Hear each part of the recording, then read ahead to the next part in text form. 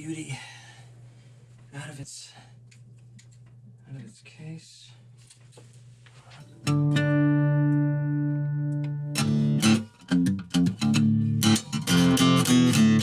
problem is, if I'm playing, I also make my guitar face, as my wife says.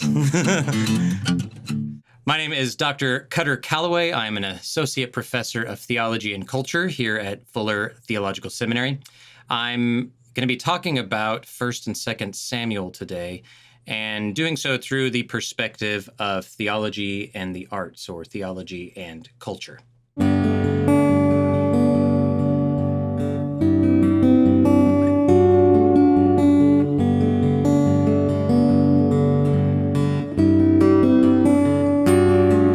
When I was a teenager, my family was pretty poor, and so when I first decided I wanted to play the guitar, my parents didn't really have enough money to buy me one. So I saved up money from mowing lawns, I think it was, one summer, and bought my best friend's cheap, old, generic acoustic guitar. All I had was my guitar and some sheet music that my friend loaned me, and myself to teach me. So I was self-taught, and I learned a lot of really bad habits when I first learned how to play the guitar. I'll put that in scare quotes, when I learned how to play the guitar. But chief among those was this one problem, and that is that I'd saved enough money to get the guitar, but not to get a tuner. I would play these songs and I would learn. I got some pretty good skills in sort of fretboard work. My strumming was pretty solid. Even my different sort of like fingering patterns for chords was working out well. And I thought I was progressing pretty well until I ran into my friend again, and he loaned me his tuner. And I tuned my guitar up and was super excited because I'm like, yeah, all right, I'm really in tune. And as soon as I started playing, instead of it being this like glorious moment where I was playing an in-tune guitar, the sounds of the guitar were really sort of jarring and off-putting to me because my ear had been accustomed to hearing only a guitar that was out of tune. I literally didn't have the ears that could hear what the guitar should sound like. Let me give you a better example here. So here's this little tuner. Helps me determine actually what, let's say, an E should sound like, and an A. Ooh, if you can tell.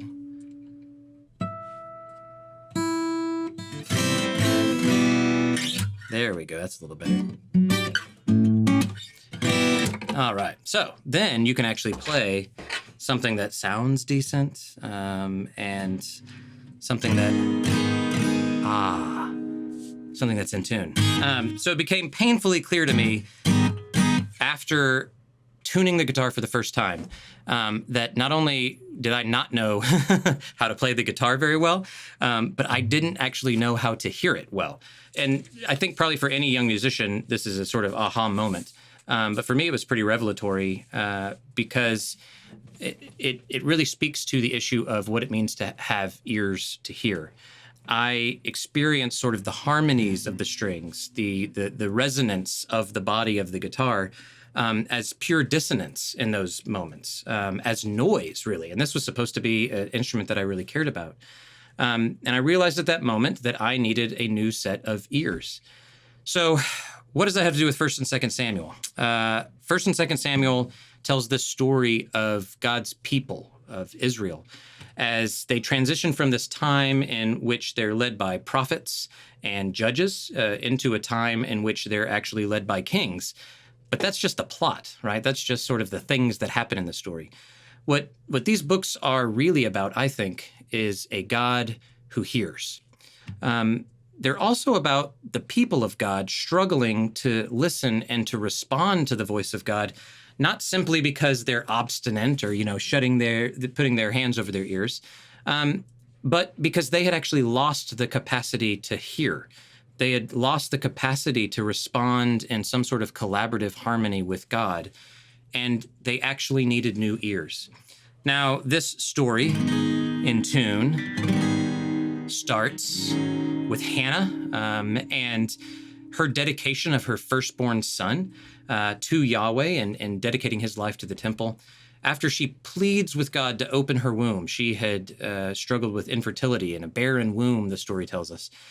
God hears her prayer and blesses her with a child, and she names that child Samuel, which is actually Shemuel, is God has heard. So what's interesting is if you compare Hannah's faithfulness in these early stages of God hearing her plea and her hearing God's response of faithfulness, and you compare that to the sons of Eli that open up the book of 1 Samuel, they not only leverage their role as priests for their own sort of self-interested gains, but they actually are guilty of some intense oppression and violence against women in their midst. Now, Eli, their dad, the priest at the time, knows all about these transgressions, right? And they take place out in the open, in full view of everybody else, and he does nothing. In the face of this horror and the trauma that his own sons are inflicting on people, he chooses to remain silent. In a similar way, Eli sort of hears this dissonance, right? He sees the dissonance, if you will, that his own sons are enacting. And it sounds to him like it is perfectly in tune. Now, the discord between Hannah's faithfulness on the one hand and the behavior of Eli's sons on the other should to us as modern readers sound sort of like my guitar sounded when it's out of tune, right? Like fingers on a chalkboard, if you will. That's how it's supposed to sound. But the tension here is not merely with sort of the priest's children leveraging their privilege to oppress other people. The real tragedy is that no one seems to recognize how wrong it really is. They don't actually recognize how out of tune this song that's being played before them is. The cries of these victims fall on deaf ears because the whole community was spiritually, morally, and economically tone deaf. So, like any well-told story, these early episodes frame basically everything that follows, right? Think of them like the first 5 minutes of a movie. I teach a lot in movies, and one thing I never do is miss the first 5 minutes. Because if you miss those first few minutes, it's hard to know how to make sense of the rest of the story. They're just that important. So given the way 1st and 2nd Samuel starts, it's no small wonder that this sort of spiritual deafness or this spiritual tone deafness permeates the entire text.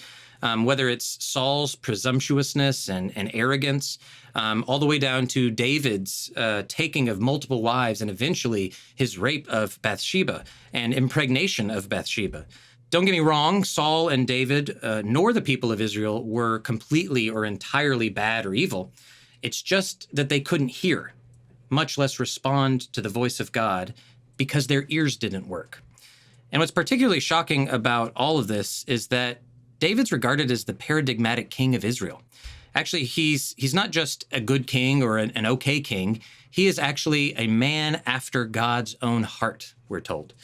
He's even a great musician, right? And an author of a number of psalms. So you would think of all of God's chosen leaders, he surely would be able to respond in harmony and resonance to the voice of God speaking in their midst. The point to me is that even as it concerns King David, the narrative 1st and 2nd Samuel makes something abundantly clear, if only we have the eyes to see it and the ears to hear it.